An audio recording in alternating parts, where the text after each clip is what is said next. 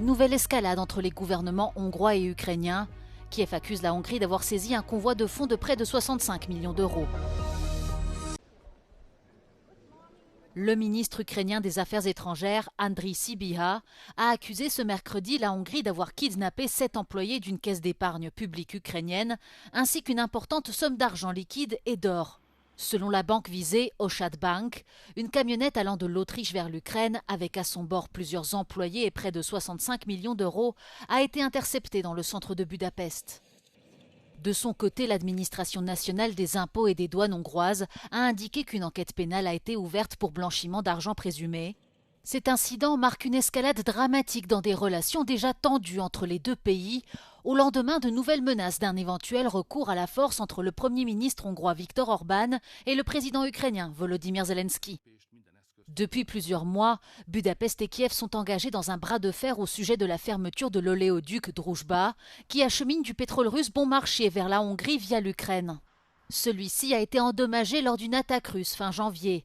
Budapest accuse Kiev de freiner la réparation du tuyau en représailles de ses positions pro-russes et bloque un prêt européen de 90 milliards destiné à soutenir l'effort de guerre ukrainien.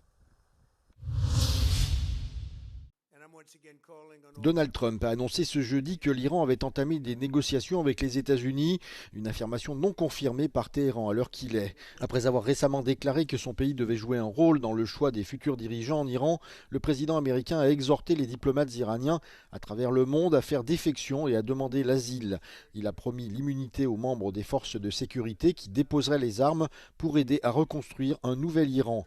Malgré le blocus du détroit d'Ormuz, Trump a noté que les prix mondiaux du pétrole restaient stables et a souligné que des pressions économiques supplémentaires étaient nécessaires.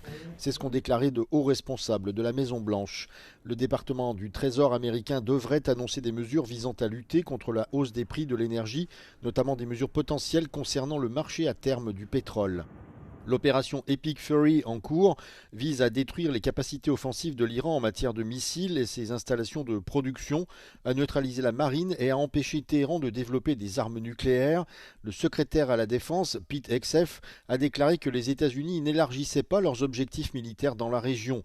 La marine américaine a indiqué que les opérations conjointes avec Israël auraient permis de couler plus de 30 navires iraniens à ce jour. Le gouvernement grec a annoncé vendredi un renforcement imminent de ses forces de défense dans le nord du pays, au 7e jour de la guerre en Moyen-Orient. Selon le ministère grec de la Défense Nikos Dendias, cette mesure vise principalement à renforcer la protection de la Bulgarie voisine. La décision a été prise par le Conseil gouvernemental des Affaires étrangères et de la Défense, suite à une demande du gouvernement bulgare.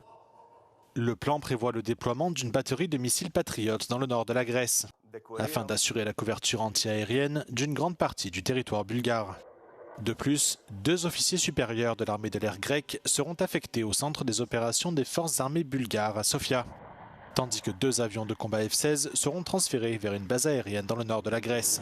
Θέλω να καταστήσω σαφές ότι οι παραπάνω ενέργειες έγιναν μετά από αίτημα της Βουλγαρίας, χώρας μέλους του ΝΑΤΟ και της Ευρωπαϊκής Ένωσης, και δεν επηρεάζουν κατ' ελάχιστον τη δυνατότητα αντιβαλιστικής προστασίας της ελληνικής επικράτειας. Nikos Dendias se rendra en visite officielle à Sofia la semaine prochaine.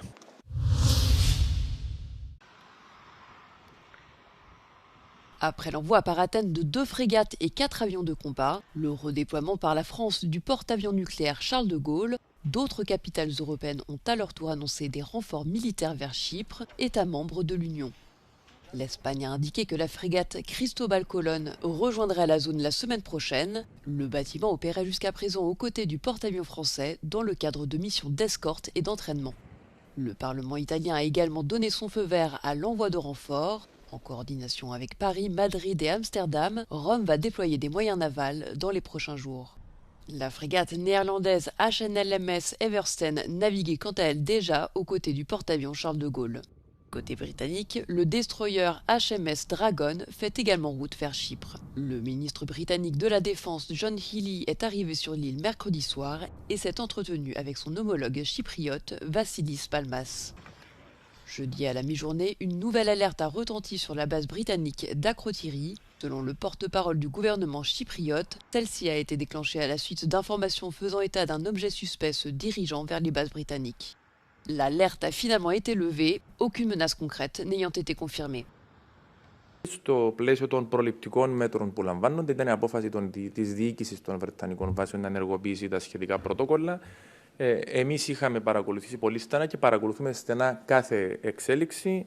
Όπως έχω πει και προηγουμένως, διαφάνηκε ότι δεν υπήρχε οποιαδήποτε ένδειξη ότι έχει κατεύθυνση προς την Κύπρο. Εκ τούτου έχουν ενημερωθεί ήδη και οι κάτοικοι των Βρετανικών βάσεων ότι ο συναγερμός έχει λήξει. Lors de tests récents, les autorités chypriotes ont constaté que certains résidents n'avaient pas reçu de notification d'alerte sur leur téléphone portable. Elles s'emploient désormais à améliorer le système d'alerte d'urgence.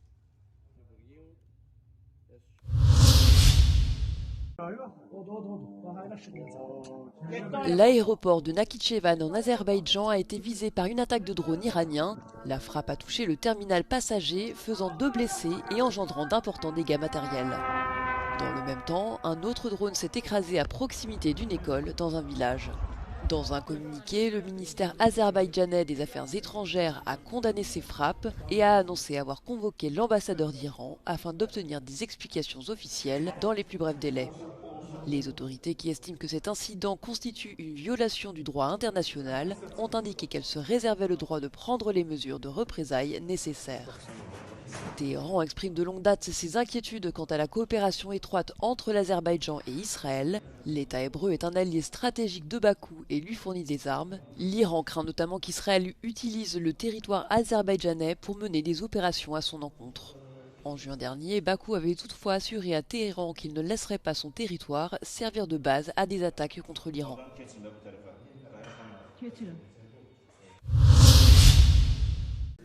Sous le feu des critiques depuis des semaines, la secrétaire à la sécurité intérieure Kristi Noem a été officiellement limogée par Donald Trump.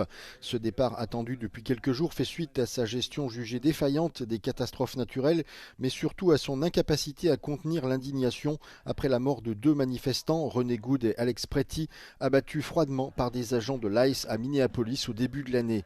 Noem est la première membre du cabinet à quitter ses fonctions au cours du second mandat de Donald Trump. Et pour la remplacer, le président américain mise sur le muscle. Markwayne Mullin, ancien combattant professionnel de MMA et fidèle de la première heure, ce sénateur de l'Oklahoma incarne la ligne dure du mouvement MAGA. Considéré comme bien plus radical que Kristi Noem, Mullin a déjà promis une gestion de fer à la frontière, mais sa nomination devra d'abord être approuvée par le Sénat.